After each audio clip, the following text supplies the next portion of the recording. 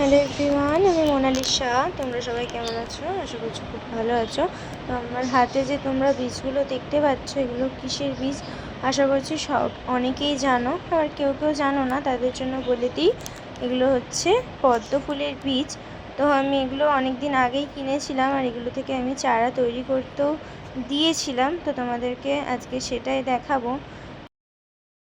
তো আমি ভেবেছিলাম যে হয়তো বীজগুলো ভালো হবে না বা গাছ হবে না।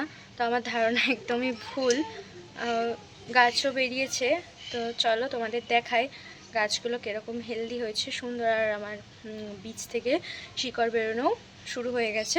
তো তোমাদের দেখা যাচ্ছে এখানে দেখো যে বীজগুলো তোমাদের দেখালাম, ওটা থেকে এই গাছগুলো বেরিয়েছে। তো দাঁড়াও তোমাদের দেখাই কি সুন্দর এক একটা গাছ হয়েছে, আর শিকড় বেরোতে শুরু করেছে গাছ থেকে। তো দেখাই,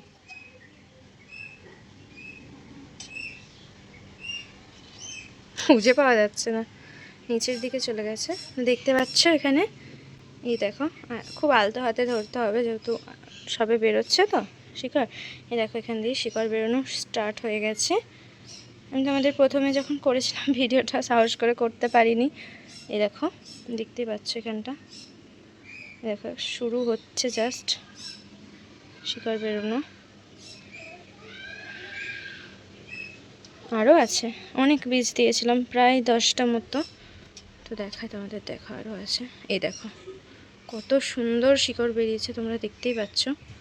এটাতে ভীষণ ভালো, এটাতেও ভীষণ ভালো, এগুলোতেও বেরোচ্ছে, আজ টাইম লাগবে অবশ্যই।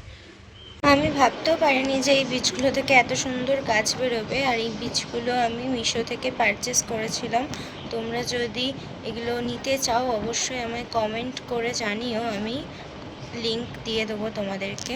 বীজগুলো খুব ভালো ছিল আর চারাগুলো ভীষণ হেলদি বেরিয়েছে।